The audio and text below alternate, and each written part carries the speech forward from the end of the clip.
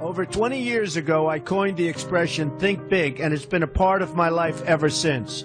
It's also come true. I became an even bigger success after I said it than I was before. And that's one reason I think it's an important way to think. It obviously works, and that's what I'm going to talk about today.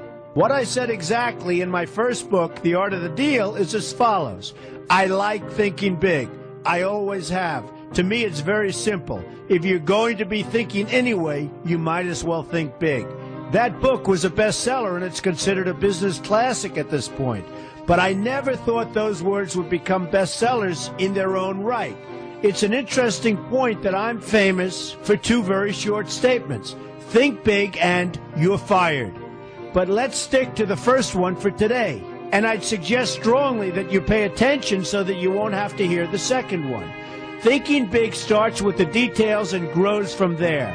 Because I'm a builder, I'm very aware of the importance of having a good foundation.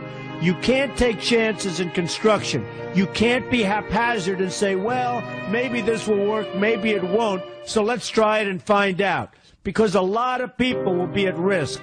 I have to know if something will work or not.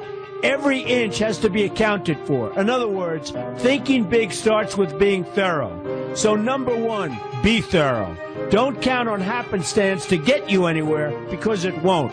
Number two, get a momentum going and keep your momentum going. You have to have big ideas, but you've got to have the energy to get them done, which can sometimes take a long time. If you don't have momentum, you will not have what it takes to get the job done. Patience alone isn't enough. I have a lawyer friend who used to refer to me as the reverse tornado who builds everything in his path. I always like that because it implies a lot of energy and a lot of momentum. And that's exactly what it takes to get anything done. So keep your momentum going. Number three, stay focused. You have to stay focused. The minute you lose focus, you will also be losing your momentum. They go together, and you will accomplish a lot more, even amazing things, if you make sure you keep these two things working together for you. I've seen very talented people literally go down the drain because they couldn't seem to keep their focus long enough to get anything done. In this day of multitasking, that can be a real challenge, but it's absolutely necessary. Ask yourself this question: what should I be thinking about right now? That simple question can restore your focus in no time at all. And your answer right now should be listening to Donald Trump. Number four, look at the solution, not the problem. This is very important if you ever want to learn to think big. And here's why. No matter what you do, you're bound to run into problems. It's just part of life, a part of business, a part of anything worth doing. If you let the problems get in your way, they'll become bigger than your idea was to begin with, and you will be a wipeout. No matter how bad things look, keep your focus on the solution, and you will be surprised how things can work out, and work out properly. One way I do this is to ask myself when confronting a possible problem, is this a blip or is this a catastrophe? A catastrophe is something like an earthquake, a tsunami, a war, and so forth, and a blip is everything else.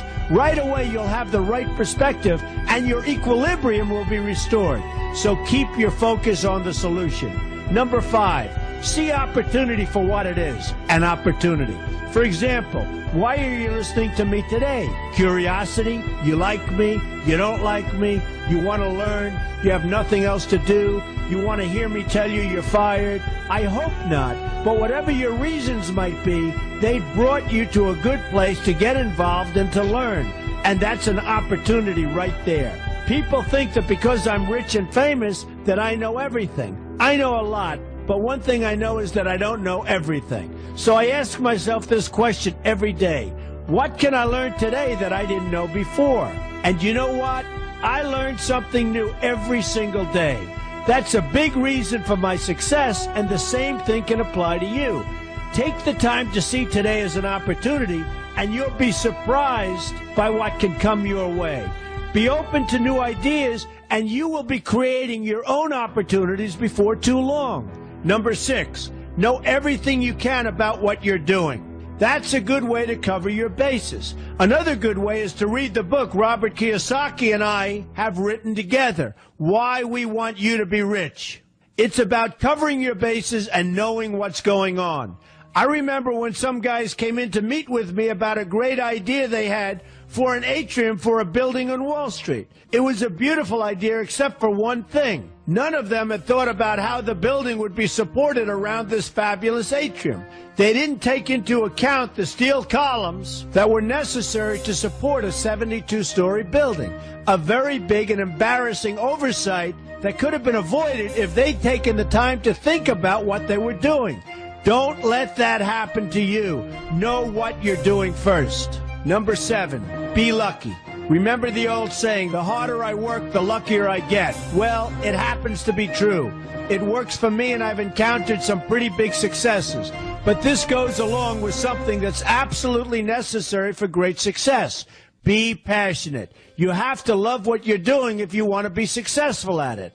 My father told me that it's absolutely true. I might work 7 days a week, but it doesn't seem like work to me because I love what I'm doing. If you don't like what you're doing, find something else to do, or do it part-time until you can find something full-time. You will never be successful, happy, or healthy unless you're doing what you love to do. That's just the way it is. So give it some thought. In fact, give it a lot of thought. For example, if you're feeling frustrated, there are 2 ways to look at the situation.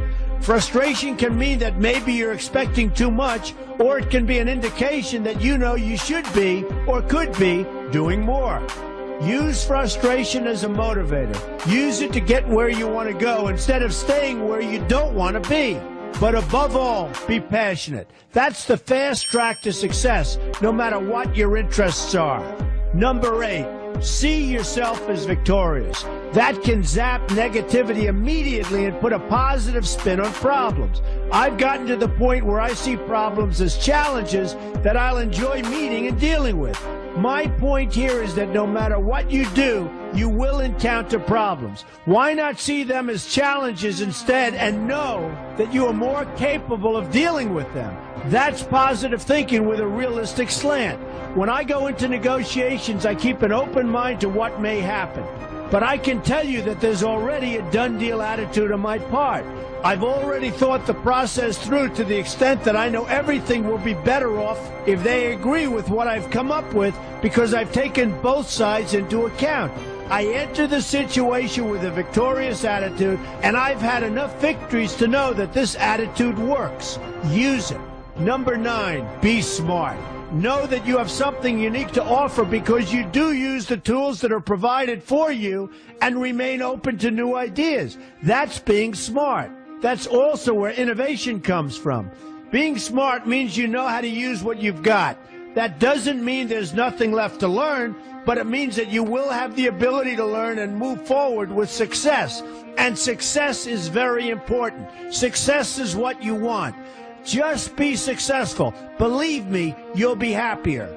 I know people who have had very few real advantages in life, and yet they've managed to become giant successes. They figured out how to use what they had, not to dwell on what they didn't have. I'm convinced that everyone has something useful to offer, and if you apply yourself diligently, you'll find that you have what it takes to succeed, and you're going to be a lot happier for it.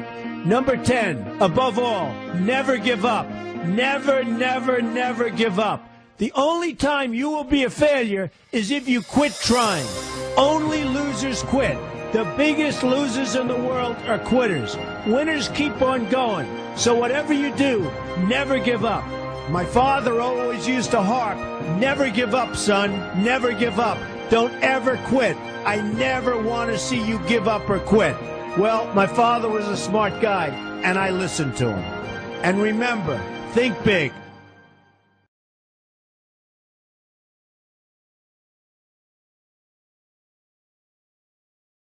To give up.